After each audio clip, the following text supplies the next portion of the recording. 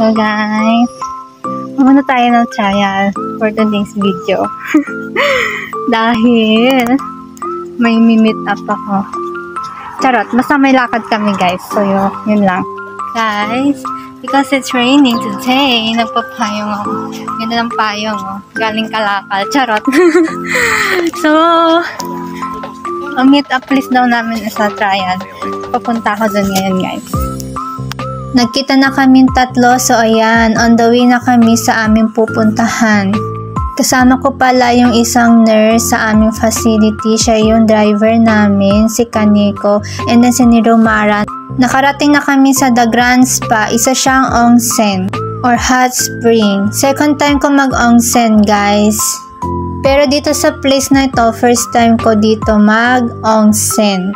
Pagpasok namin, nagbayad na, and then after namin magbayad, kumuha na kami isang towel, and then yan, tapos namin maligo guys. So yan, tinapon ko na dyan yung towel na hiram, and then umupo na ako sa isang area kung saan ka pwede mag-blower.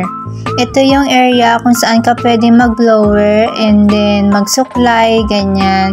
Pasensya na guys, hindi ko na video sa loob. Pagkapasok namin dun sa Ofuru, nakakita ko ng no pictures taken. So, ibig sabihin, no videos, no photos.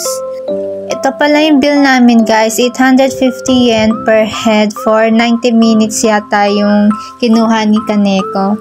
After na maligo sa hot spring or onsen, dumiretso na kami ng ramen. Doon kami kumain for lunch. Ayan guys, nandyan na kami.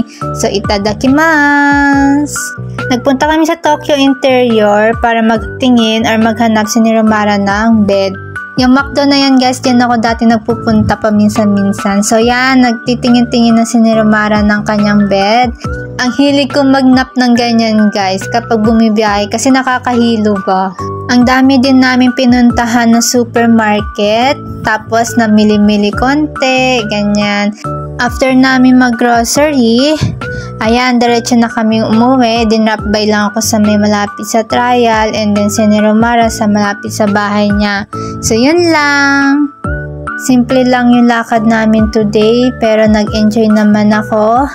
Siyempre, gusto ko lahat, tinetreasure ko yung mga experience ko dito sa Japan. So, yun lang. Mata ne!